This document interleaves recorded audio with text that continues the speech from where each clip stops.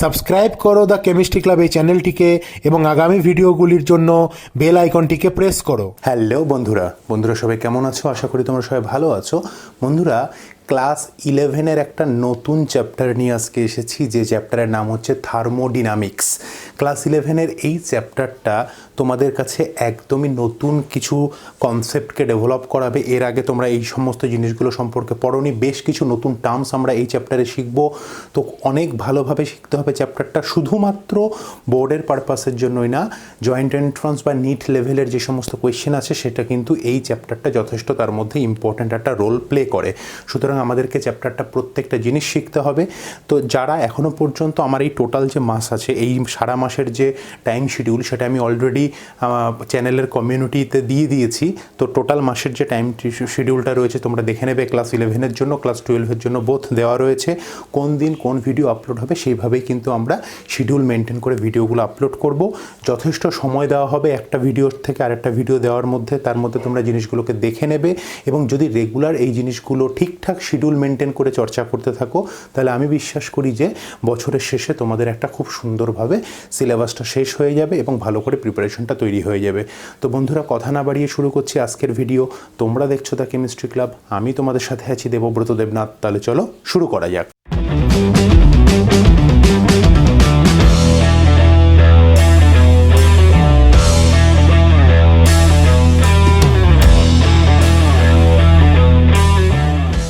বন্ধুরা, চ্যাপ্টারের শুরুতেই বলি যে আমি যে আজকে ক্লাসটা করাবো সেই ক্লাসের টোটাল হয়তো একটু লেন্দি হবে ভিডিওটা, তাতে কোনো অসুবিধা নেই। কিন্তু প্রতিটা জিনিস যা যা আমি বোর্ড ওয়ার্ক করবো এবং মুখে যেগুলো বলবো সেগুলো তোমরা খাতাতে নোট করে নেবে। কেননা এই যে চ্যাপ্টারটা আছে, একটু নোট করতে করতে তোমরা যদি যাও, তাহলে পরবর্তী সময় তোমাদের রিভিশনের সময় পড়াশোনাটা করতে অনেক বেশি ইজি হবে। অনেক ইজি ল্যাঙ্গুয়েজে তোমরা নোটটা নিজের মতো করে বানিয়ে নেবে। কারোর সাথে কারোর নোট সেম হবে না। জাস্ট তোমরা মনে রাখবে যে তোমাকে নিজের ভাষায় একটা নোট লিখতে হবে, যে ভাষাটা তুমি সব থেকে ইজিলি বুঝতে পারবে।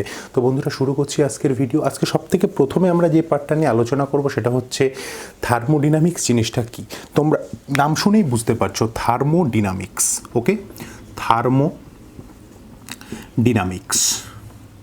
তার অর্থটা হচ্ছে, থার্মো শব্দের অর্থ কি? থার্মো অর্থ হচ্ছে তাপ, ঠিক আছে? তার মানে যে সমস্ত কার্যকলাপগুলো আমাদের তাপের মাধ্যমে হবে, উষ্ণতার মাধ্যমে হবে সেটা। এবং ডিনামিক্স মানে হচ্ছে কি?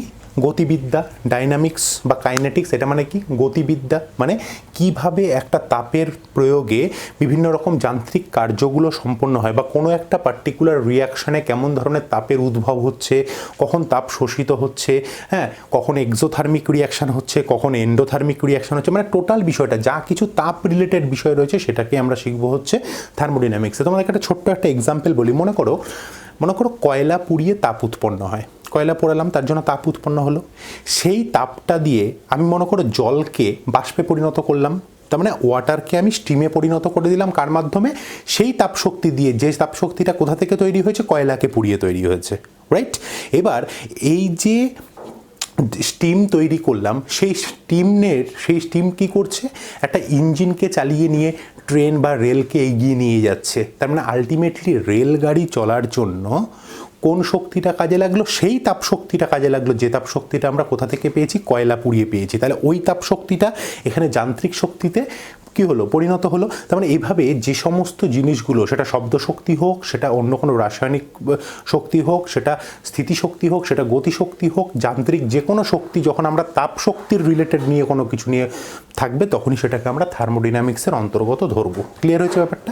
বলছে থার্মোডিনামিক্সটা কেন পড়তে হবে, বা থার্মোডিনামিক্স আমাদেরকে কোন কোন জিনিসের ইনফরমেশান দেয় আর কোন কোন জিনিসের ইনফরমেশান দেয় না। তো ইনফরমেশান কিসের দেয়?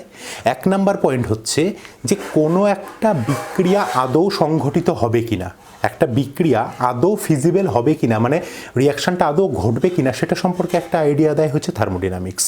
2 নাম্বার একটা আইডিয়া কি দেয়? বলছে একটা বিক্রিয়া যদি ঘটে, তাহলে সেই বিক্রিয়াটা কতটা পরিমাণে হবে সেটা সম্পর্কে একটা আইডিয়া দেয় আমাদেরকে। 3 নাম্বার একটা কি আইডিয়া দেয়, বলছে যে বিক্রিয়াতে যে সমস্ত একটা রিয়াকশানের জন্য তোমার রিয়াক্ট্যান্ট আর প্রোডাক্ট থাকে, মানে একটা রিয়াকশান বাদিকে কারা থাকে, হ্যাঁ বিক্রিয়ক পদার্থ, বা ডান দিকে কারা থাকে বিক্রিয়াজাত পদার্থ। তো বাদিক এবং ডান দিকে বিক্রিয়ক এবং বিক্রিয়াজাত পদার্থের পরিমাণ সম্পর্কে আইডিয়া দেয় হচ্ছে থার্মোডিনামিক্স। এগুলো ও করতে পারে, কিন্তু থার্মোডিনামিক্স করতে পারে না এমন কিছু জায়গাও আছে, মানে ওর কিছু ব্যর্থতাও আছে বা সীমাবদ্ধতাও আছে। কিরকম? প্রথম পয়েন্ট হচ্ছে, তোমরা কিন্তু এগুলো সব লিখতে থাকবে, ভিডিও পজ করে করে এগুলো টুকটাক করে লিখতে থাকবে, তাহলে কিন্তু তোমাদের দেখবে ভিডিও শেষে একটা সুন্দর প্রপার নোট তৈরি হয়ে গেছে। তো ব্যর্থতার মধ্যে সবথেকে প্রথম পয়েন্ট হচ্ছে যে থার্মোডিনামিক্স এটা কখনো বলতে পারে না যে কোন বিক্রিয়াটা কতটা স্পিডে ঘটবে, মানে রেট অফ রিয়াকশন সম্পর্কে সে কোনো আইডিয়া দিতে পারে না, বিক্রিয়ার গতিবেগ বা হার সম্পর্কে সে কোনো আইডিয়া দিতে পারে না। 2 নাম্বার হচ্ছে বিক্রিয়ার মেকানিজম সম্পর্কে আইডিয়া দিতে পারে না, মানে একটা বিক্রিয়ায় প্রাথমিকভাবে কী ছিল আর অন্তিমভাবে কী হলো সেটা সে হয়তো বলতে পারছে, কতটা পরিমাণে হচ্ছে সেটা বলতে পারছে, কিন্তু কোন পথে বিক্রিয়াটা সংঘটিত হচ্ছে, কি কি মাঝখানে মেকানিজম ঘটছে, তার মধ্যে কি কি ক্রিয়া কৌশলের মাধ্যমে প্রোডাক্টটা আমার তৈরি হচ্ছে সেটা সম্পর্কে কিন্তু কোনো আইডিয়া দিতে পারে না। তাহলে সীমাবদ্ধতাগুলো বুঝতে পারলাম।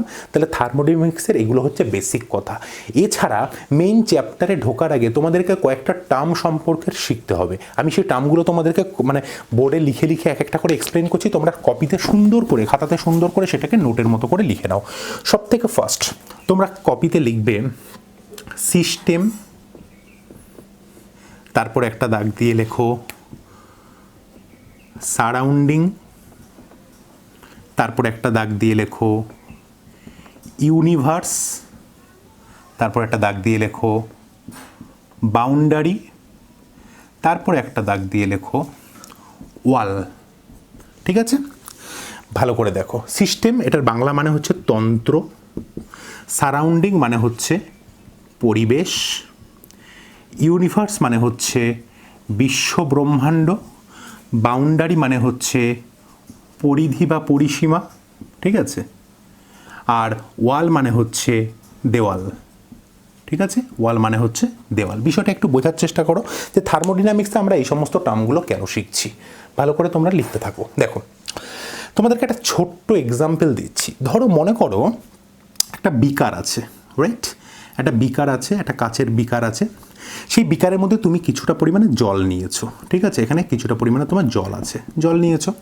তুমি যা রাসায়নিক বিক্রিয়া ঘটাবা সেটা হচ্ছে শুধুমাত্র জলের মধ্যে দিয়েই ঘটাবা। তাহলে তোমার বিক্রিয়ার জন্য বা তোমার ওই কেমিক্যাল ল্যাব, মানে ওই ল্যাবরেটরিতে তুমি যে তোমার বিক্রিয়াগুলো সম্পন্ন করবা বা রাসায়নিক বিক্রিয়াটা করবা, তার জন্য কে প্রয়োজন তোমার কাছে? বিকারটা প্রয়োজন না, কিন্তু বিকারটা কোনো রাসায়নিক বিক্রিয়া সংঘটিত করছে না, কে করছে? জল করছে। বলছে বৈজ্ঞানিক পরীক্ষা নিরীক্ষার জন্য বা সায়েন্টিফিক অ্যাক্টিভিটির জন্য আমরা ল্যাবে, ঠিক আছে, যতটুকু অংশ নিয়ে কাজ করি, তার মানে এখানে কোন অংশটা নিয়ে কাজ করছি? জলটাকে নিয়ে কাজ করছি, সেই অংশটাকে বলা হয় সিস্টেম বা তন্ত্র। তাহলে বৈজ্ঞানিক পরীক্ষা নিরীক্ষার কাজে ব্যবহৃত, হ্যাঁ, প্রয়োজনীয় অংশটুকুকে বলা হয় সিস্টেম বা তন্ত্র। বোঝা গেল? তাহলে এখানে জলটা হচ্ছে সিস্টেম। বলছে এই সিস্টেম বাদ দিয়ে সারা বিশ্ব ব্রহ্মাণ্ডে তোমার কাছে যা কিছু আছে, ইভেন এই বিকারটা একটা টেবিলের উপর রাখা আছে, সেই টেবিলটা তুমি নিজে, তোমার চারপাশের বাড়ি ঘর, হ্যাঁ, total America, Italy, Russia, total সব কিছু যা আছে বিশ্ব ব্রহ্মাণ্ডে, সেটা হচ্ছে তোমার কি? পরিবেশ। তাহলে পরিবেশটা আসলে আর কিছুই না, এই যে ইউনিভার্সটা আছে, মানে টোটাল বিশ্ব ব্রহ্মাণ্ডটা আছে, তার মধ্যে থেকে সিস্টেমটুকু যদি আমরা বাদ দিয়ে দিই তাহলে আমরা পেয়ে যাব পরিবেশ। তাহলে আমরা লিখতেই পারি যে system plus surrounding is equal to universe. তার মানে বুঝতে পেরেছো তো ব্যাপারটা, যে আমরা বৈজ্ঞানিক পরীক্ষা নিরীক্ষার জন্য যতটুকু অংশ নিয়ে কাজ করব সেটাকে আমরা কি বলছি? সিস্টেম। আর সেটা বাদ দিয়ে আর যা কিছু আছে সেটাকে আমরা কি বলবো? পরিবেশ বা সারাউন্ডিং। আর এই সিস্টেম প্লাস সারাউন্ডিং মিলে যেটা হচ্ছে সেটাকে বলা হচ্ছে ইউনিভার্স। তাহলে তোমরা লিখতেই পারো যে system plus surroundings is equal two universe. এটা তোমরা আরামসে লিখতে পারো। তাহলে বিশ্ব ব্রহ্মাণ্ড কী নিয়ে গঠিত? যে অংশটুকু নিয়ে আমরা কাজ করছি সেটা, তার বাকি বাইরে যে পরিবেশটা আছে সমস্ত কিছু নিয়ে আমার বিশ্ব ব্রহ্মাণ্ড তৈরি হয়েছে। ক্লিয়ার হয়েছে 3টে টার্ম? বাউন্ডারি কাকে বলে নাম শুনেই বুঝতে পারছো যে এই সিস্টেমের সাথে সারাউন্ডিংটা ঠিক যে লাইনে আটকে গেল, মানে যে লাইনে আলাদা হয়ে গেল। ধরো এখানে এই যে কাচের যে লাইনটা, এই যে কাচটা, এই কাচটা কি? এই কাচটা হচ্ছে দেওয়াল, এই কাচটা হচ্ছে দেওয়াল। তার মানে একমাত্র সিস্টেমের সাথে বাকি পরিবেশকে আটকাচ্ছে যে জায়গাটা দিয়ে, সেটাকে বলা হচ্ছে কি দেওয়াল, আর সেই দেওয়ালের যে পার্শ্বটা মানে যে প্রান্ত, দেখো এই দেওয়ালের কি আছে, একটা বাইরের দিকে প্রান্ত আছে, একটা ভেতরের দিকে প্রান্ত আছে। ভেতরের দিকের প্রান্তে আমরা যদি একটা কাল্পনিক রেখা কল্পনা করি যে এখান থেকে আমার সিস্টেমটা আলাদা হয়ে গেল পরিবেশের থেকে, সেই রেখাটাকে আমরা কি বলবো, বাউন্ডারি। সেটা মানে কল্পিত হতে পারে, মানে আমরা ইমাজিন করে নিতে পারি, অথবা বাস্তবেও থাকতে পারে। তাহলে দেখো এই যে কাচের বিকারটা আছে, কাচের বিকারের তো বাইরের দিকের দেওয়ালটা আছে এবং ভিতরের দিকেও দেওয়ালটা আছে। বাইরের দিকের দেওয়ালটা কিন্তু বাউন্ডারি নয়, ভেতরের দিকের যে দেওয়ালটা কিনা কি করছে বলো, ভেতরের দিকের দেওয়ালের যে পার্টটা কি আমার কিনা সিস্টেম থেকে পুরো পরিবেশকে আলাদা করে দিচ্ছে, মানে বিকারটাকে আলাদা করে দিচ্ছে, সেই বাউন্ডারিটাকে আমরা বলছি, সেই লাইনটাকে আমরা বলছি বাউন্ডারি। তাহলে বাউন্ডারি অ্যাকচুয়ালি দেওয়ালেরই একটা অংশ মাত্র, হ্যাঁ, কিন্তু দেওয়াল আমরা কোনটাকে বলবো, দেওয়াল মানে হচ্ছে পার্টিকুলার যেটা, মানে এই টোটালটা হচ্ছে দেওয়াল। আর এই দেওয়ালের মধ্যে এই যে পার্শ্বটা একমাত্র সিস্টেম থেকে পরিবেশকে আলাদা করছে সেটাকে বলা হচ্ছে বাউন্ডারি। আশা করি এই 5টা নাম সম্পর্কে তোমাদের আর কোনো সমস্যা নেই, ঠিক আছে। তাহলে একটা বিকারের মধ্যে আমরা কোনো রাসায়নিক পদার্থ নিচ্ছি, রাসায়নিক পদার্থটা যেটা কিনা আমার বিক্রিয়ার কাজের জন্য লাগবে সেটাকে সিস্টেম বলবো, ওটা বাদ দিয়ে বাকি চারিদিকে যা কিছু আছে সেটাকে পরিবেশ বলবো। সিস্টেম প্লাস পরিবেশকে একসাথে মিলিয়ে পুরো বিশ্ব ব্রহ্মাণ্ড বলবো। আর কি বলবো, পরিবেশের সাথে সিস্টেমকে যে লাইন দ্বারা আটকানো যায় সেটাকে বলা হচ্ছে বাউন্ডারি, এবং যে জায়গাটা দিয়ে পরিবেশের সাথে সিস্টেমটা ডিভাইড হয়েছে সেই সিস্টেমটাকে, সেই পার্টটাকে কি বলা হয়, দেওয়াল। আশা করি এই 5টা জিনিস সম্পর্কে তোমাদের কাছে আইডিয়া হয়েছে। ওকে, এবার তোমরা হেডিং করবে সিস্টেমের মধ্যে তোমরা 3টে ডিফারেন্ট পার্ট করবে, ঠিক আছে। লিখে নাও খাতার মধ্যে 3টে ডিফারেন্ট পার্ট। একটাকে আমরা বলবো হচ্ছে ওপেন সিস্টেম, যেটাকে আমরা বলবো হচ্ছে মুক্ত সিস্টেম বা মুক্ততন্ত্র। একটাকে আমরা বলবো হচ্ছে ক্লোজ সিস্টেম, ঠিক আছে, এটাকে আমরা বলবো বদ্ধতন্ত্র। আর একটাকে আমরা বলবো হচ্ছে আইসোলেটেড সিস্টেম, যেটাকে আমরা বলবো হচ্ছে বাংলায় বলবো বিচ্ছিন্ন বা নিঃসঙ্গ সিস্টেম বা বিচ্ছিন্ন সিস্টেম। ওকে, তাহলে দেখো ভালো করে কি বলছে, একটা ওপেন সিস্টেম, একটা ক্লোজ সিস্টেম, একটা আইসোলেটেড সিস্টেম। একটাই উদাহরণ দিয়ে টোটাল ডিটেলস জিনিসটাকে বোঝানোর চেষ্টা করছি। মনে করো তুমি একটা পাত্রের মধ্যে কি নিয়েছো, গরম জল নিয়েছো, রাইট, গরম এখানে জল নিয়েছো, গরম জল নিয়েছো, তার মানে ওটা বাষ্পীভূত হয়ে বাইরের দিকে এরকম করে বাষ্প বেরোচ্ছে, ভেপারাইজেশন হচ্ছে। হ্যাঁ, বলছে তোমার যদি এই পাত্রের মুখটা খোলা থাকে, তাহলে দেখো এই যে সিস্টেমটা আর এই যে বাইরের পরিবেশটা আছে, সিস্টেম আর পরিবেশের মধ্যে শক্তি এবং পদার্থ দুটোরই আদান প্রদান হচ্ছে না। কীরকম ব্যাপার, শক্তি কী করে আদান প্রদান হচ্ছে, ওই যে তাপ শক্তি বাইরে বেরিয়ে যাচ্ছে, তাহলে এখানে যে তাপটা সেটা তো বাইরে বেরিয়ে যাচ্ছে, তাহলে এখানে কি হচ্ছে, শক্তি মানে এনার্জি, হ্যাঁ, প্লাস বস্তু কোনটা এখানে, এই যে জলটা, যে জলটা ভেপারাইজ হয়ে বাইরে বেরিয়ে যাচ্ছে, তাহলে জল তো একটা পদার্থ, সেই পদার্থটা কি হচ্ছে, যেটা ছিল বিকারের মধ্যে বা গ্লাসের মধ্যে সেখান থেকে বাইরে চলে যাচ্ছে, কোন রূপে যাচ্ছে, বাষ্পভূত রূপে যাচ্ছে, তাই তো। তাহলে শক্তি হিসাবে যাচ্ছে হচ্ছে তাপ শক্তি, আর পদার্থ হিসাবে যাচ্ছে হচ্ছে জল কি রূপে, বাষ্প রূপে। তার মানে এখানে এনার্জি এবং পদার্থ মানে ম্যাটার, এই দুটোই কি করছে, আমার সিস্টেম থেকে আমার সারাউন্ডিংসের মধ্যে যাচ্ছে। বোঝা গেল ব্যাপারটা, সারাউন্ডিংসের মধ্যে যাচ্ছে। বলছে এটাকে আমরা কি বলবো, ওপেন সিস্টেম। তাহলে ওপেন সিস্টেম কখন বলবো, যখন কিনা সিস্টেম আর সারাউন্ডিংয়ের মধ্যে শক্তি এবং পদার্থ দুটোরই আদান প্রদান হয়, যাতায়াত হয়, তাহলে সেটাকে কি বলবো আমরা, ওপেন সিস্টেম, মুক্ত অবস্থায় আছে। ক্লোজ সিস্টেমে কি হচ্ছে, ক্লোজ সিস্টেমে সেম জিনিসটা, শুধুমাত্র একটু কি করবো, আমি এটাকে ঢেকে দেবো, এটাকে আমি এখান থেকে বাইরে দিয়ে ঢেকে দেবো। ঢেকে দেওয়ার জন্য কি হচ্ছে, কোনো পদার্থ বাইরে যেতে পারছে না, তাহলে ম্যাটার বাইরে যেতে পারছে না। কিন্তু দেখা গেল এই যে পাত্রটা, এই পাত্রটা তাপের খুব সুপরিবাহী, মানে এটা খুব ইজিলি তাপ শক্তিকে গ্রহণ করে বাইরে ছাড়তে পারে। তাহলে কি হচ্ছে, কোনো রকমভাবে বস্তু বাইরে হয়তো যাচ্ছে না, মানে জলটা বাইরে ভেপার হিসাবে চলে যাচ্ছে না, কিন্তু এখানে কি হচ্ছে, ও শক্তিটা মানে তাপ শক্তিটা কি করছে, ওই দেওয়ালের মাধ্যমে বাইরে আস্তে আস্তে গিয়ে একটু পরে ঠান্ডা হয়ে যাচ্ছে। তার মানে যে সমস্ত সিস্টেমে এনার্জি সিস্টেম আর সারাউন্ডিংসের মধ্যে আদান প্রদান হয়, কিন্তু কোনো বস্তুর আদান প্রদান হয় না, কোনো বস্তুর আদান প্রদান হয় না, তাহলে সেটাকে আমরা কি বলবো, ক্লোজ সিস্টেম। তাহলে ওপেন আর ক্লোজের মধ্যে মেন পার্থক্য কি, ওপেনে কি ছিল, এনার্জি আর ম্যাটার দুটোই আদান প্রদান হচ্ছিল, ক্লোজে কি হচ্ছে, শুধু এনার্জির আদান প্রদান হচ্ছে, কোনো ম্যাটারের আদান প্রদান হচ্ছে না। আইসোলেটেড সিস্টেমে বুঝতে পারছো নামটা শুনে, বলছে আমরা এমন একটা জায়গাতে আমরা সিস্টেমটাকে নেব, এমন একটা পাত্রের মধ্যে আমরা সিস্টেমটাকে নেব, সেই পাত্রটা না তো তাপের সুপরিবাহী হবে, না তো সেখান থেকে বাইরে দেখে কোনো রকম পদার্থ বেরোতে পারবে। তার মানে যে সমস্ত সিস্টেমে না তো এনার্জি বাইরে বেরোতে পারবে, না তো ম্যাটার বাইরে বেরোতে পারবে, সেটাকে আমরা কি বলবো, আইসোলেটেড সিস্টেম বলবো। ক্লিয়ার হয়েছে ব্যাপারটা। তার মানে 3টে সিস্টেম, একটা হচ্ছে ওপেন সিস্টেম যেখানে কিনা তাপ শক্তি এবং পদার্থ দুটোরই আদান প্রদান হচ্ছে। ক্লোজ সিস্টেমে কি হচ্ছে, তাপ শক্তির আদান প্রদান সম্ভব হলেও কোনো রকমভাবে পদার্থের আদান প্রদান সম্ভব হচ্ছে না। আর নেক্সট আমরা পড়ছি হলো আইসোলেটেড সিস্টেম, তার মানে যেখানে হচ্ছে কি সিস্টেম আর সারাউন্ডিংয়ের মধ্যে এনার্জির কোনো আদান প্রদান হচ্ছে না এবং বস্তুরও কোনো আদান প্রদান হচ্ছে না, পুরো একদম নিঃসঙ্গভাবে ওটা বসে রয়েছে একটা জায়গাতে সিস্টেমটা। থার্মোফ্লাক্সের মধ্যে আমরা চা বা গরম জল নিয়ে রাখি, বাইরে অনেক ঘন্টা পরেও সেটা কী থাকে, একদম পারফেক্ট গরম থাকে একই রকমভাবে। তার মানে কি শক্তির কোনো আদান প্রদান হয়নি, বস্তু তো আদান প্রদান হয়নি, আইসোলেটেড সিস্টেম। বোঝা গেল ব্যাপারটা? এই হচ্ছে 3 ধরনের সিস্টেমের ব্যাপার। ওকে, চলো এবার একটুখানি আস্তে আস্তে সাবজেক্টের ভেতরে ঢুকতে থাকি। এই সমস্ত টার্মগুলো শেখার পরে আমাদের কাছে নতুন একটা টার্ম আসবে, ইন্টেন্সিভ প্রপার্টি আর এক্সটেন্সিভ প্রপার্টি। লিখব ইন্টেন্সিভ প্রপার্টিস আর এক্সটেন্সিভ প্রপার্টিস।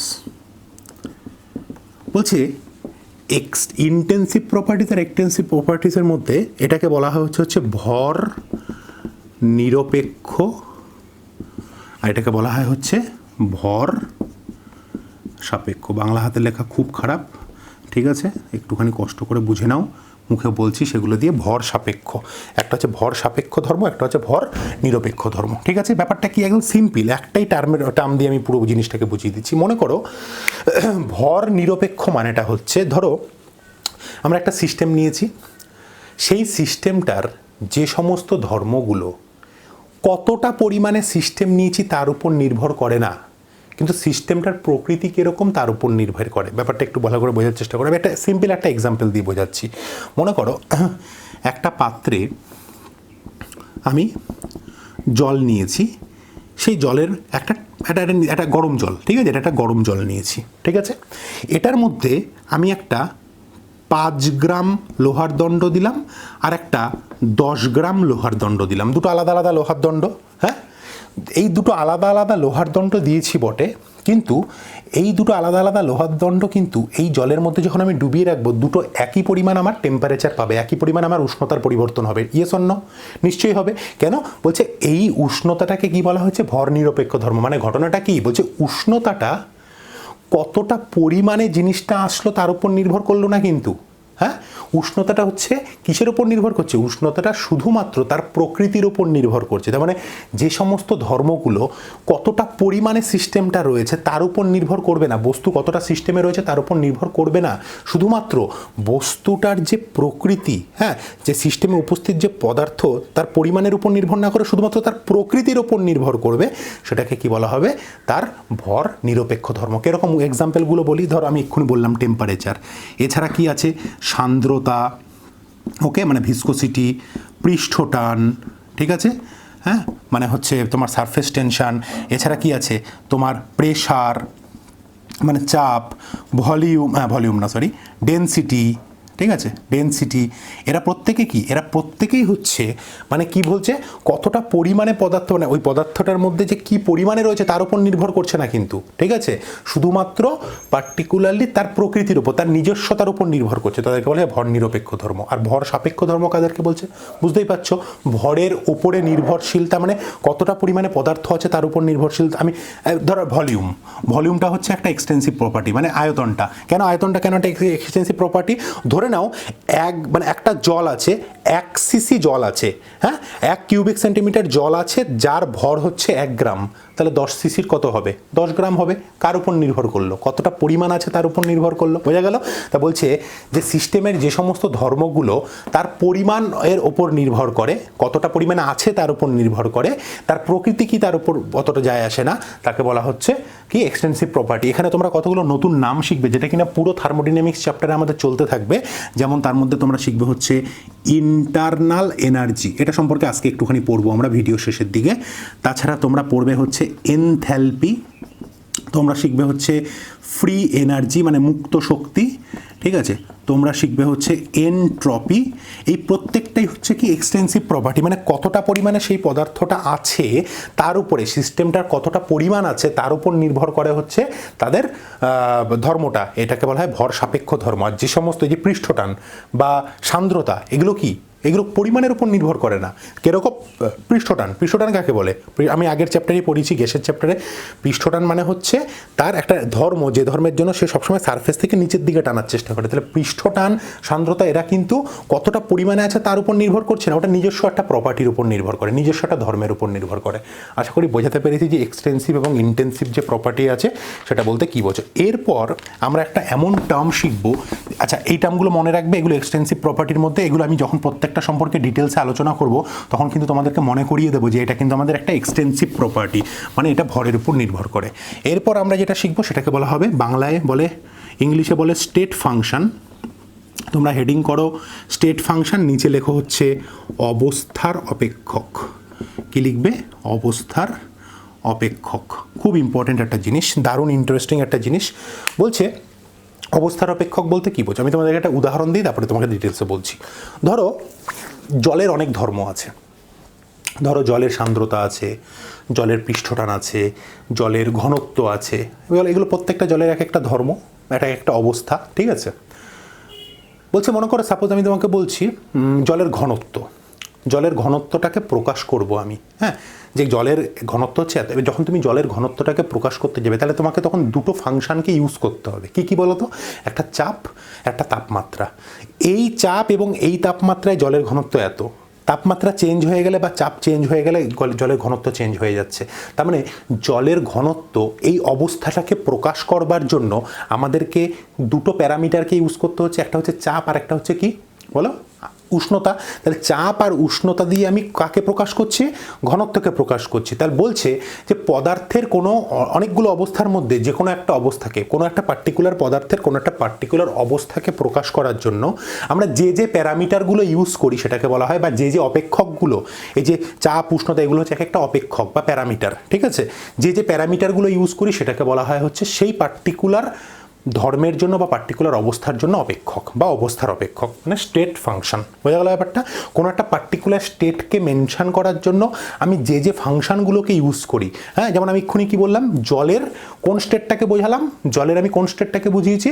জলের আমি ঘনত্বটাকে বুঝিয়েছি। তার জন্য কোন কোন ফাংশনকে ইউজ করেছি? আমি চাপ, উষ্ণতা, এই দুটো ফাংশনকে আমি ইউজ করেছি। তাহলে এই দুটো ফাংশনের রেসপেক্ট আমি স্টেটটাকে বলেছি, এটাকে বলা হচ্ছে অবস্থার অপেক্ষক। ক্লিয়ার হচ্ছে? অবস্থার অপেক্ষকের উদাহরণগুলো কী কী? এই যে এক্ষুনি বললাম যে তোমাকে, এই যে চাপ, প্রেশার, ঠিক আছে, এটা কি? এটা হচ্ছে একটা অবস্থার অপেক্ষক। টেম্পারেচার একটা অবস্থার অপেক্ষক। ভলিউম একটা অবস্থার অপেক্ষক, ঠিক আছে? এনথ্যালপি একটা অবস্থার অপেক্ষক, ঠিক আছে? এনট্রপি একটা অবস্থার অপেক্ষক। বোঝা গেল ব্যাপারটা? ফ্রি এনার্জি একটা অবস্থার অপেক্ষক, ঠিক আছে? তো দেখো অবস্থার অপেক্ষকগুলো বোঝা গেছে। আচ্ছা, অবস্থার অপেক্ষক সম্পর্কে ওখানে স্টার মেরে একটা ছোট্ট করে কথা লিখে নাও। বলছে অবস্থার অপেক্ষকগুলো একটা ফাটাফাটি ধর্ম আছে। কি ধর্ম আছে? বলছে অবস্থার অপেক্ষকগুলো শুধুমাত্র বিক্রিয়ার প্রাথমিক অবস্থা আর অন্তিম অবস্থা, মানে প্রাইমারি কন্ডিশন আর একদম লাস্ট যে প্রোডাক্টটা বেরোচ্ছে, এই দুটোর উপরে নির্ভর করে। কোন পথে বিক্রিয়াটা পরিচালিত হয় তার সাথে এদের কোনো সম্পর্ক নেই। মানে ব্যাপারটা কীরকম? সাপোজ আমি উষ্ণতার কথা বলছি, টেম্পারেচার। তোমাকে বলা হলো যে একটা বিক্রিয়া শুরু করা হলো 20 ডিগ্রি সেন্টিগ্রেডে। বিক্রিয়া যখন কমপ্লিট হলো, বিক্রিয়ার টেম্পারেচার চেঞ্জ হয়ে হলো 30 ডিগ্রি। তাহলে আমার এখানে মোট উষ্ণতার কতটা পরিবর্তন হয়েছে? 30 ডিগ্রি থেকে 20 ডিগ্রি বাদ দিয়ে দাও, তাহলে 10 ডিগ্রি সেন্টিগ্রেড আমার চেঞ্জ হয়েছে। তাহলে বলছে এই প্রাথমিক অবস্থা আর অন্তিম অবস্থা, এই দুটো জিনিসের উপর শুধু নির্ভর করে। মাঝখানে কোন পথে পরিচালিত হয়েছে তার উপরে কিন্তু অবস্থার অপেক্ষক নির্ভর করে না। কিরকম? প্রেশার। আমি 1 অ্যাটমসফিয়ার দিয়ে আমি বিক্রিয়াটা শুরু করেছি, আমার এখন 5 অ্যাটমসফিয়ার হয়েছে বিক্রিয়ার শেষে, তাহলে এটা প্রাথমিক অবস্থা, এটা অন্তিম অবস্থা। ভলিউম, আমি 2 লিটার দিয়ে শুরু করেছি, আমার এখন 1 লিটার হয়েছে, আয়তন কমেছে, হতেই পারে। তাহলে প্রাথমিক অবস্থা আর অন্তিম অবস্থা, এই দুটো জিনিসের উপর নির্ভর করে কি? অবস্থার অপেক্ষক। তাহলে অবস্থার অপেক্ষকে এখানে দুটো পয়েন্ট লিখবে তোমরা। নাম্বার 1 কি লিখবে? অবস্থার অপেক্ষক কাকে বলে? যে কোনো একটা পার্টিকুলার পদার্থের বা সিস্টেমের কোনো নির্দিষ্ট অবস্থাকে বোঝানোর জন্য যে অপেক্ষকগুলো বা প্যারামিটারগুলো ব্যবহার করা হয় তাকে অবস্থার অপেক্ষক বলবে। আর 2 নম্বর পয়েন্টে আমরা কি বলবো? অবস্থার অপেক্ষক শুধুমাত্র কোনো সিস্টেমের বা কোনো বিক্রিয়ার প্রাথমিক এবং অন্তিম অবস্থার উপর নির্ভর করে, বিক্রিয়াটা কোন পথে পরিচালিত হয় তার উপর নির্ভর করে না। এবং তার উদাহরণগুলো তোমরা এখান থেকে এগুলো লিখে নেবে। তাহলে আশা করি স্টেট ফাংশন জিনিসটা সম্পর্কে বোঝা গেছে।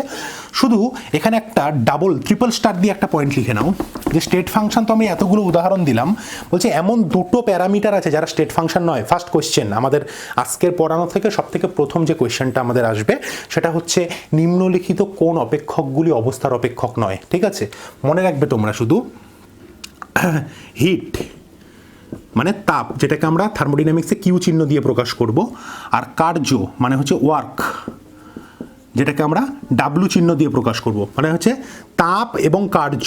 বোঝা গেল? তাপ এবং কার্য এই দুটো হচ্ছে এমন অপেক্ষক যারা কিনা অবস্থার অপেক্ষক নয়। ডাবল স্টার মেরে লিখে রাখো, তাপ এবং কার্য অবস্থার অপেক্ষক নয়। তার কারণ কি? তার আগে তো দুটো ছোট ছোট কথা বলে দিই, তারপরে কেন এটা অবস্থার অপেক্ষক নয় সেটা আমি বলে দিচ্ছি।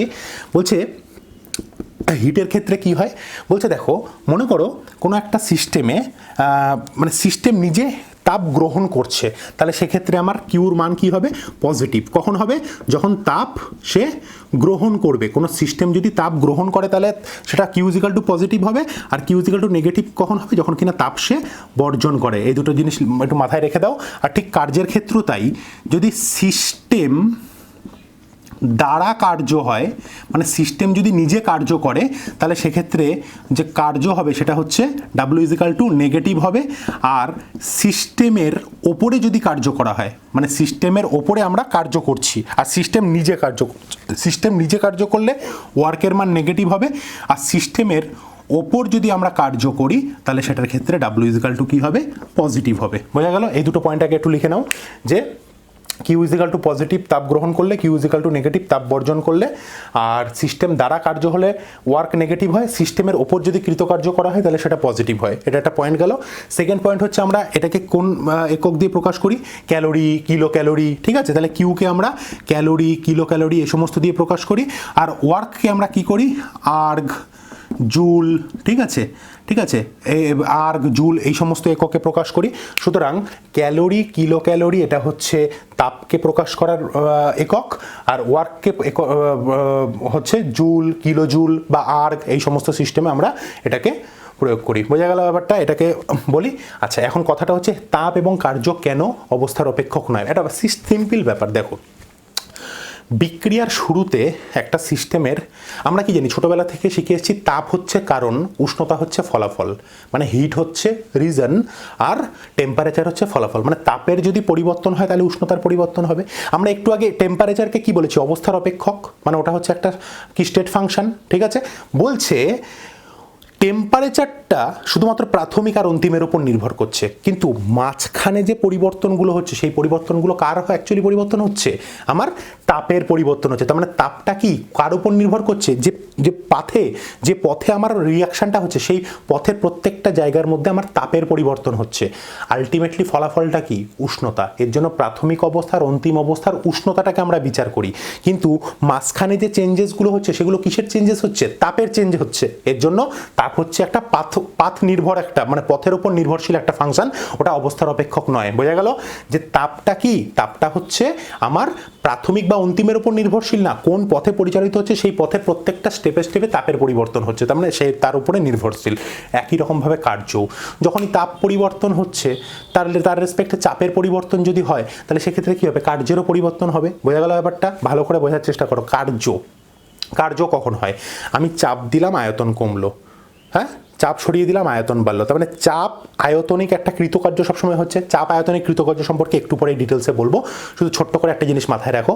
চাপ আয়তনিক কৃতকার্য কাকে বলে? চাপ দিলাম, আমি উপর থেকে চাপ দিচ্ছি, তাহলে সিস্টেমের ওপর কার্য করা হলো, হ্যাঁ, ভলিউম কমে গেল, তাহলে চাপ এবং আয়তনের জন্য কিছু কৃতকার্য হয়েছে। তাহলে সেই কৃতকার্যটা কোন সিস্টেমের ওপর নির্ভর করবে? যেভাবে প্রত্যেকটা স্টেপে স্টেপে তো এই চাপ আয়তনিক কৃতকার্যটা চেঞ্জ হয়। হ্যাঁ, প্রাথমিক অবস্থায় কী আছে আর অন্তিম অবস্থায় কী আছে সেটা তো আমরা দেখি না, সেটাকে আমরা শুধু চাপটাকে দেখি, শুধু আয়তনটাকে দেখি। হ্যাঁ, আমরা চাপ আর আয়তন দুটোকে কিন্তু অবস্থার অপেক্ষকের মধ্যে লিখেছিলাম, ঠিক কি না? চাপটাকেও বলেছিলাম যে 1 অ্যাটমসফিয়ার থেকে 5 অ্যাটমসফিয়ার গেল, এটা হলো চাপের পরিবর্তন। 10 লিটার থেকে 20 লিটার হলো আয়তনের পরিবর্তন। এটা হচ্ছে প্রাথমিক আর অন্তিম অবস্থার উপর নির্ভর করছে। কিন্তু ওই চাপ আর আয়তন নিজেদের সাথে চেঞ্জ করে যে কৃতকার্যটা করছে সেই কৃতকার্যটা কোথায় হচ্ছে? পুরো পথের মাঝখানে হচ্ছে। তার মানে কার্যটা কি? পথের উপর নির্ভরশীল। তার মানে এরা হচ্ছে অবস্থার অপেক্ষক নয়। ক্লিয়ার হয়েছে বিষয়টা?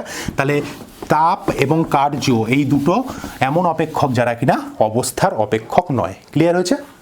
খুব ইম্পর্টেন্ট কিন্তু কোয়েশ্চেন হিসাবে এটা আসে, এমসিকিউতে খুব আসে। আচ্ছা, নেক্সট আমরা কিছু প্রসেস সম্পর্কে লিখব। তোমরা এখানে হেডিং করবে থার্মোডিনামিক প্রসেস। Thermodynamic process.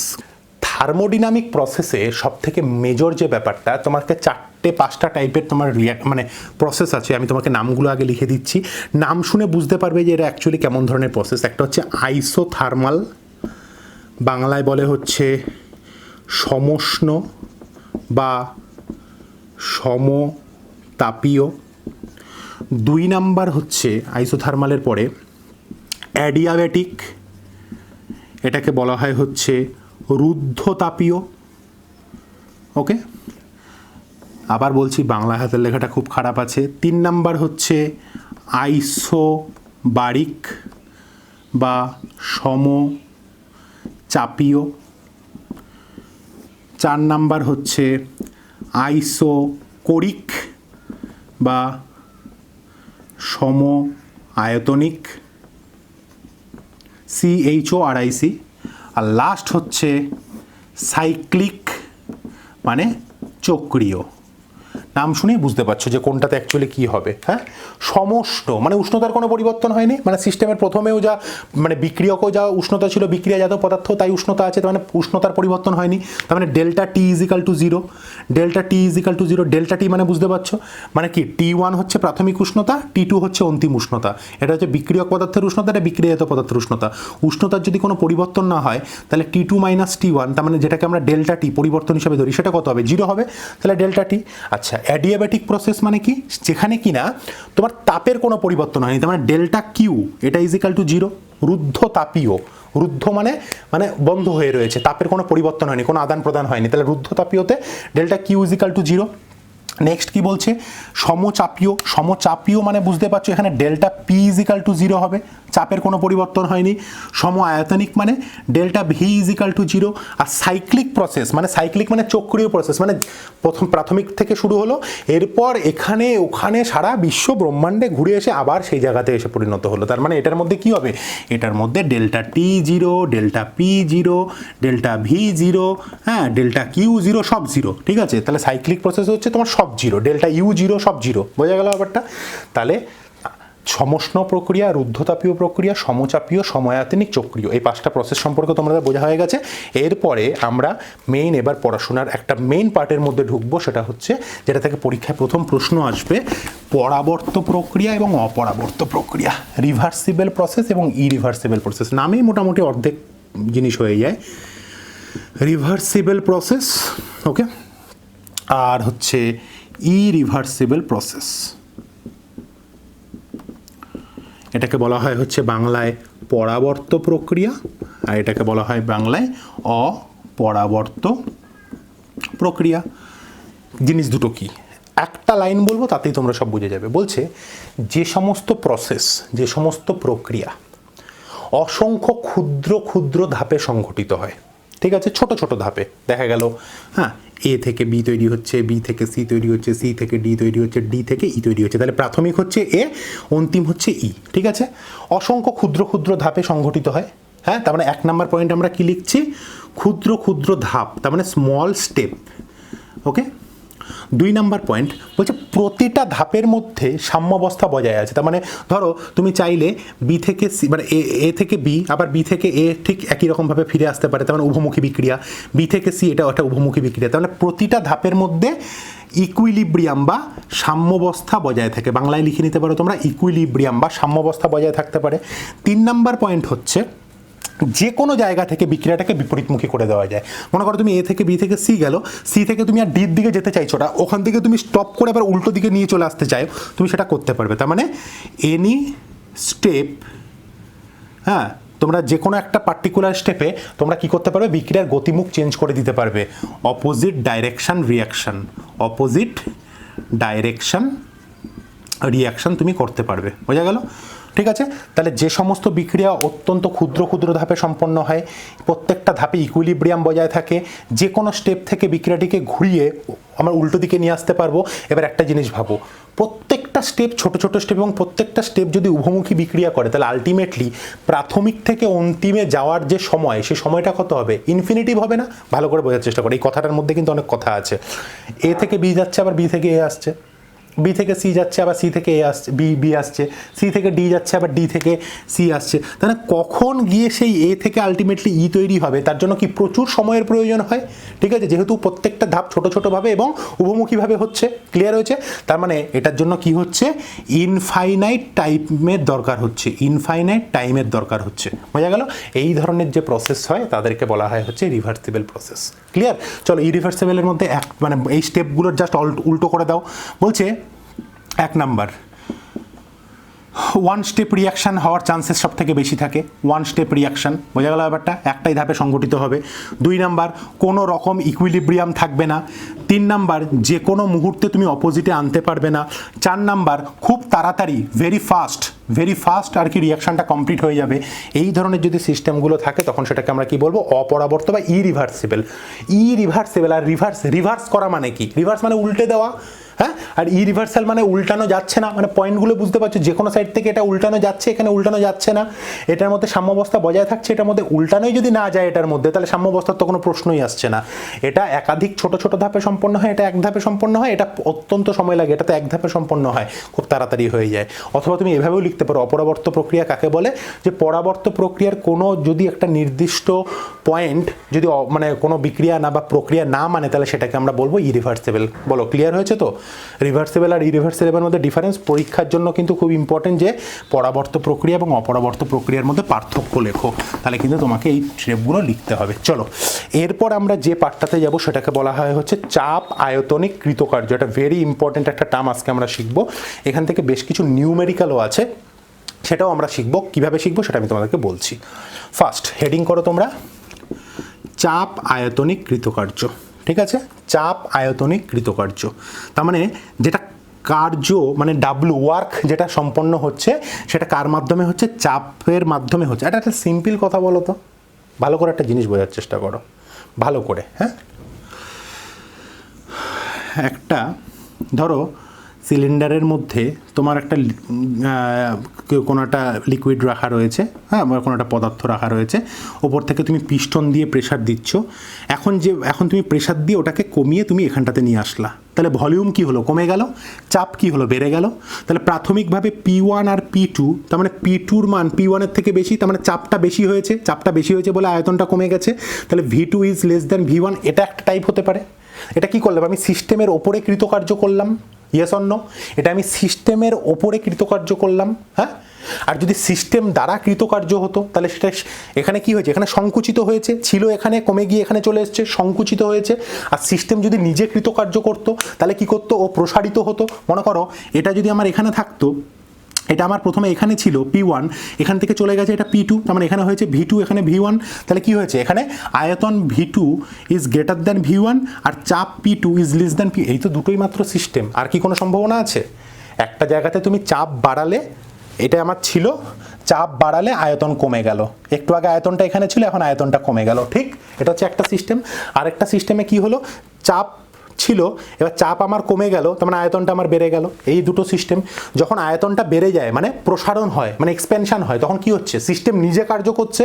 আর সিস্টেমের ওপর কার্য যদি করা হয়, তখন এই সিস্টেমটা বলছে, সিস্টেম যদি সিস্টেমের ওপর কৃতকার্য করা হয়, সিস্টেমের ওপর যদি কার্য করা হয় আর সিস্টেম দ্বারা যদি কৃতকার্য হয়, দুটোর মধ্যে ডিফারেন্সটা বুঝতে পেরেছো তো? হ্যাঁ, বলছি শুধু একটাই কথা এখানে মাথার মধ্যে ঢুকিয়ে নাও, যে সিস্টেমের ওপর যদি কৃতকার্য হয় তাহলে ওয়ার্ক ইজিক্যাল টু সেটা পজিটিভ P ডেল্টা V হবে, আর সিস্টেম দ্বারা যদি কৃতকার্য হয় ওটা কী হবে বলো, ওটা কী হবে, W equal to minus P delta V। তার মানে ব্যাপারটা কি দাঁড়ালো, সিস্টেমের ওপর কৃতকার্য করা হলে কি হবে, প্লাস। আমি এর আগেই বলেছি সিস্টেমের ওপর যদি কার্য করা হয় তাহলে প্লাস, আর সিস্টেম দ্বারা যদি কার্য করে তাহলে মাইনাস হবে। ক্লিয়ার হয়েছে?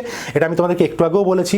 সুতরাং এই জায়গাটাতে তোমাদের একটা কথাই মাথায় রাখতে হবে, যে সিস্টেমের ওপর কৃতকার্য হলে P delta V। Delta V মানে কি, ডেল্টা V মানে হচ্ছে অ্যাকচুয়ালি V2 মাইনাস V1, হ্যাঁ। আর এখানে এই ডেল্টা V মানে কি, এটা মানেও অ্যাকচুয়ালি V2 মাইনাস V1। পার্থক্য কি, এটার ক্ষেত্রে V2-র মানটা কম, হ্যাঁ, এটার ক্ষেত্রে ভিটুর মানটা বেশি, ব্যাস আর কিছুই না। তবে মনে রাখবে আমরা যতদিন ধরে থার্মোডিনামিক অ্যাক্টিভিটি পড়বো, হ্যাঁ, এখানে ভি2 গ্রেটার দেন ভি1 না ভি1 গ্রেটার দেন ভি2 এটা তোমাকে মাথায় রাখতে হবে না। শুধু একটা কথাই মাথায় রাখো যে ওয়ার্ক পজিটিভ হবে যদি কিনা সিস্টেমের ওপর কার্য করা হয়, ওয়ার্ক নেগেটিভ হবে যদি সিস্টেম দ্বারা কৃতকার্য করা হয়। আমরা থার্মোডিনামিক্সে যখনই কোনো ওয়ার্ক ডান করব, যদি আমাকে উল্লেখ না করে দেয় যে সিস্টেমের ওপর কার্য করা হয়েছে, আমরা ওটা ধরে নেব যে সিস্টেম দ্বারা কৃতকার্য হয়েছে। আমরা W - P ডেল্টা ভি এটাকে নিয়ে কিন্তু সমস্ত অঙ্কগুলো করব, ঠিক আছে?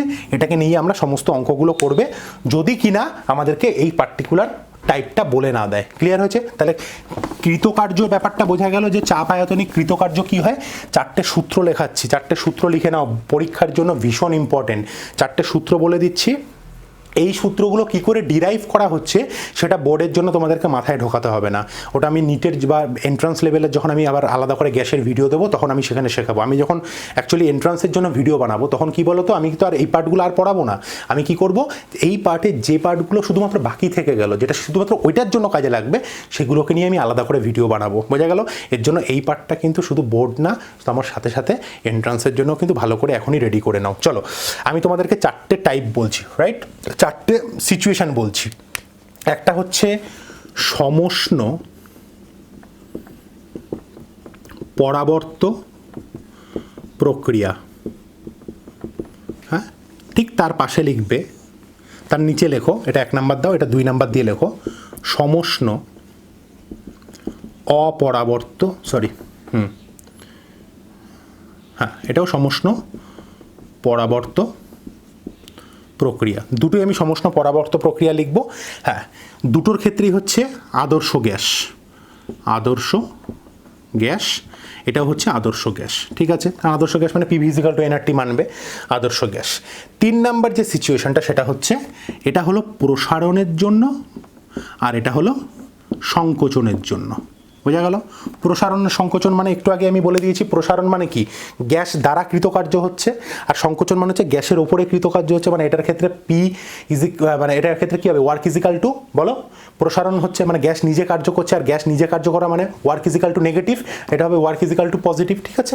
তো এই সিস্টেম যদি হয় তাহলে এদের ক্ষেত্রে একটা ঘটনা আছে। সেই ঘটনাটা হচ্ছে এই দুটো ক্ষেত্রেই তোমাকে যদি পরাবর্ত বলেছে, তো পরাবর্ত মানে কি, রিভার্সেবল, হ্যাঁ? তাহলে ওয়ার্ক রিভার্সেবলটা নিচে লিখলাম, W reversible = -2.303 nRT, -2.303 nRT log V2/V1 হয়, এটা হবে, অথবা -2.303 nRT log P1/P2। ভালো করে একটুখানি বুঝে নাও, মানে বিশেষ কিছু মাথায় রাখতে হবে না, শুধু দুটো কন্ডিশন মাথায় রাখবে। V2/V1, ওপরে V2 আছে, তা ডেফিনেটলি চাপের ক্ষেত্রে উল্টে যাবে, কেননা চাপ আর আয়তন কি পরস্পরের সাথে ব্যস্তানুপাতে পরিবর্তিত হয়, তাই না? চাপ বাড়লে আয়তন কমে, তাহলে এখানে V2/V1 আছে মানে এটা P1/P2 হবে। তুমি যদি এখানে মাইনাস চিহ্নটা না দিতে চাও তাহলে এখানে V1/V2 লিখবে, এখানে মাইনাস চিহ্ন দিতে না চাইলে P2/P1 লিখবে। দুটোই ক্ষেত্রে, এই ক্ষেত্রেও এই ইকুয়েশন, এই ক্ষেত্রেও এই দুটো ইকুয়েশন, কোনো সমস্যা নেই। কিন্তু এখানে একটা ছোট্ট কথা আছে। কথাটা কি, যখন তুমি এই সিস্টেমটাকে নিয়ে কাজ করবে, এটার ক্ষেত্রে প্রসারণ যখন হবে তখন V2 তো গ্রেটার দেন V1। প্রসারণ হচ্ছে মানে কি, আগে কম ছিল আস্তে আস্তে বেড়েছে, তাহলে আয়তন পরেরটা বেশি আগেরটা কম, তাহলে চাপ কি, P2 < P1। বুঝতে পেরেছো নিশ্চয়ই? আগেরটার ক্ষেত্রে চাপটা, পরেরটার ক্ষেত্রে চাপ কমে গেছে, তাহলে এটা হচ্ছে প্রথম সিস্টেমটার জন্য। আর এই সিস্টেমটার ক্ষেত্রে উল্টো, V1 = গ্রেটার দেন V2 আর P1 < P2। বুঝতে পেরেছো ব্যাপারটা? এটার ক্ষেত্রে কি হচ্ছে, আয়তনটা কমে যাচ্ছে, হ্যাঁ? তাহলে উল্টো করে ধরো, এভাবে তোমাদের যদি মনে রাখতে সুবিধা হয়, V2 < V1 আর এটা হচ্ছে P2 < P1। মানে ব্যাপারটা বুঝতে পেরেছো তো? কি হচ্ছে, সংকোচন হচ্ছে, তো মানে সিস্টেমের ওপরে কার্য করা হচ্ছে, মানে চাপ বাড়াচ্ছি, চাপ বাড়ছে, P2 বাড়ছে, তাহলে V2 কমছে, তাহলে আয়তনটা কমে যাচ্ছে। বোঝা গেল ব্যাপারটা? হ্যাঁ, শুধু এই দুটো সিস্টেম আমার এখানে অ্যাপ্লিকেশনটা হবে, কিন্তু দুটোর ক্ষেত্রে কিন্তু আমার সূত্র এটাই, ঠিক আছে? যদি ভলিউমের রেসপেক্টে সূত্র বলো তাহলে এটা, আর যদি তোমার প্রেশারের রেসপেক্টে সূত্র বলো এটা। দুটোর ক্ষেত্রে সেম, দুটো সূত্র হচ্ছে সেম, শুধু পার্থক্য একটা জায়গাতেই, এটার ক্ষেত্রে V2 মানটা বেশি হয়, P2 মানটা কম হয়, এটার ক্ষেত্রে V2 মানটা কম হয়, P2 মানটা বেশি হয়, আর কোনো পার্থক্য নেই। ক্লিয়ার হয়েছে?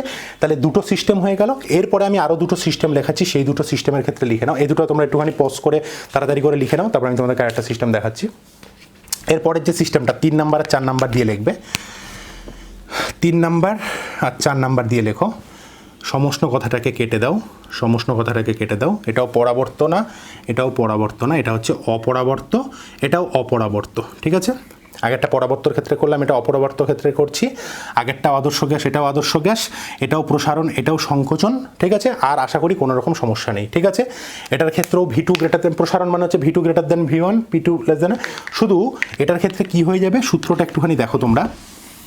হ্যাঁ, কি হচ্ছে একটুখানি দেখো, এটা শুধু ইরিভার্সেবল হয়ে যাচ্ছে। ঠিক আছে, তাহলে ডাব্লু ইরিভার্সেবল এটা ইজ ইকুয়াল টু হচ্ছে NRT P2 by P1 minus 1। ভালো করে দেখে নাও, NRT P2 by P1 minus 1, যেখানে কিনা এখানে কি হচ্ছে, এখানে কোনটার ক্ষেত্রে হচ্ছে, যদি আমি এটার ক্ষেত্রে ধরি তাহলে P2 লেস দেন 1, আর যদি এটার ক্ষেত্রে ধরি তাহলে P2 গ্রেটার দেন 1। বোঝা গেল ব্যাপারটা? এই যে সিস্টেমটা, এই সিস্টেমটা ক্লিয়ার হয়েছে। তোমাদেরকে শুধু এই একটা ইকুয়েশনই মনে রাখতে হবে, দুটোর ক্ষেত্রেই কিন্তু সেম ইকুয়েশন, শুধু পার্থক্য এটা, যদি তোমাকে প্রসারণ বলে তাহলে P2 মানটা P এর থেকে কম হবে, আর যদি সংকোচন বলে তাহলে P2 মানটা P এর থেকে P1 এর থেকে বেশি হবে, আর কোনো বিষয় নেই। ঠিক আছে, আশা করি এই 4টে টোটাল সিস্টেমের ক্ষেত্রে তোমার সূত্রগুলো মুখস্থ হয়েছে। এই সূত্রগুলো কোথায় অ্যাপ্লিকেশন আছে একটু পরে অঙ্কতে করাবো। ঠিক আছে, চলো, অনেকটা হয়ে গেল আজকের ভিডিওর, প্রায় 80%-এর উপরে কভার হয়ে গেল।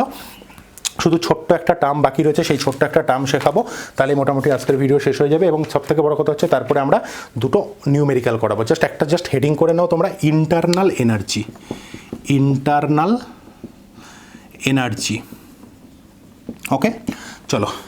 আন্তঃশক্তি, বাংলায় লেখা হচ্ছে আন্তঃশক্তি বা অভ্যন্তরীণ শক্তি। ঠিক আছে, ইন্টারনাল এনার্জি মানে নাম শুনেই বুঝতে পারছো ভেতরে যে শক্তিটা রয়েছে আগে থেকে সঞ্চিত অবস্থায়। বলছে প্রত্যেকটা সিস্টেমের মধ্যে ভেতরে এমন কিছু শক্তি সঞ্চিত অবস্থায় আছে, ওখানে রিজার্ভ করা আছে, যেটা কিনা বাইরে থেকে কোনো, আমার যদি বাইরে থেকে কোনো রকম শক্তির প্রয়োগ নাও করা হয়, সেই ভেতরের সেই শক্তিটা দিয়ে সিস্টেম কিছু কার্য করতে পারবে, সিস্টেম কোনো শক্তি উৎপন্ন করতে পারবে, কোনো সমস্যা নেই।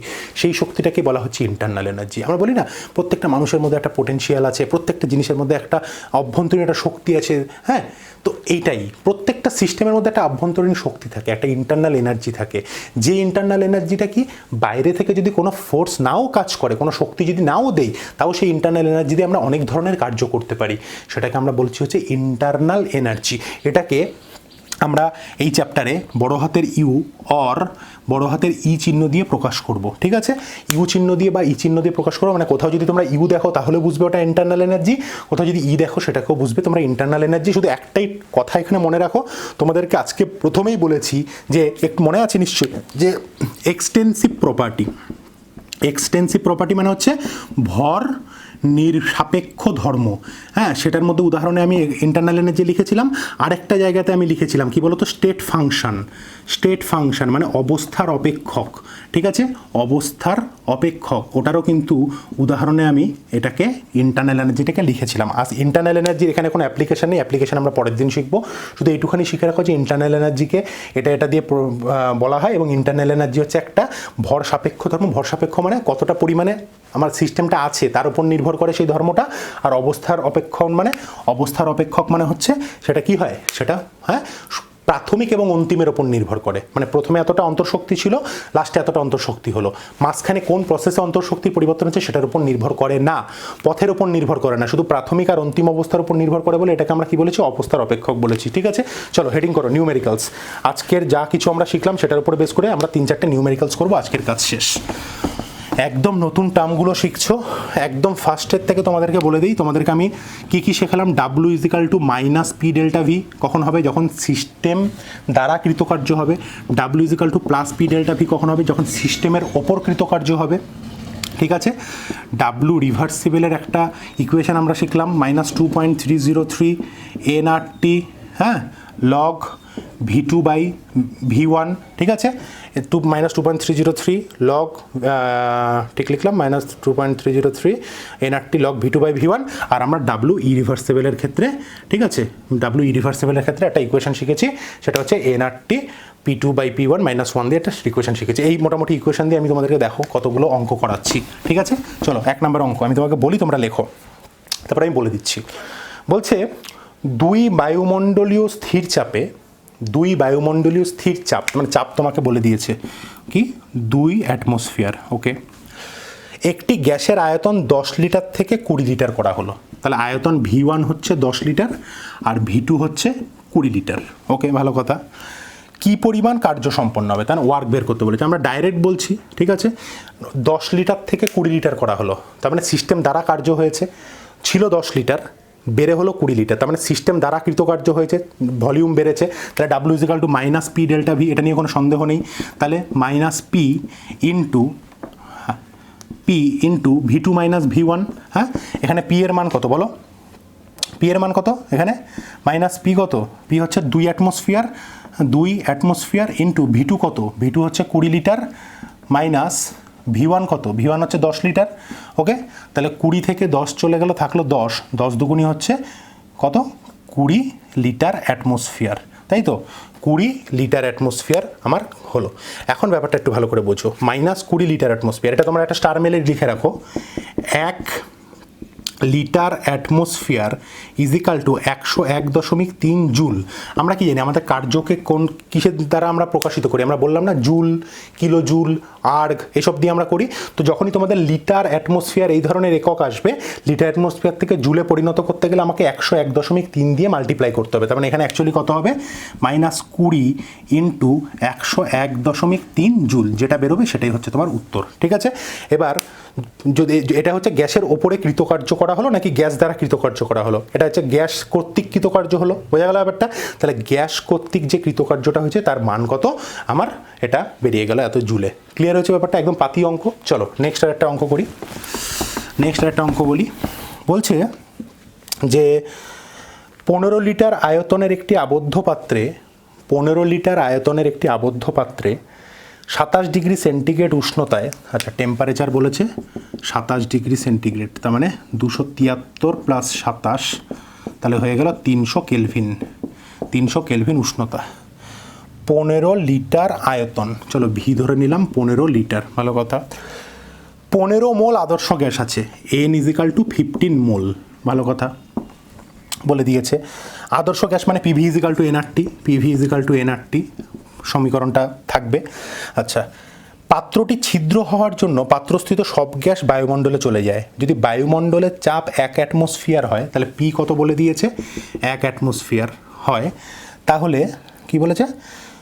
সমস্ত গ্যাস কর্তৃক কৃতকার্যের পরিমাণ। ও একদম সিম্পল ব্যাপার। দেখো কি বলেছে, আমরা কি জানি?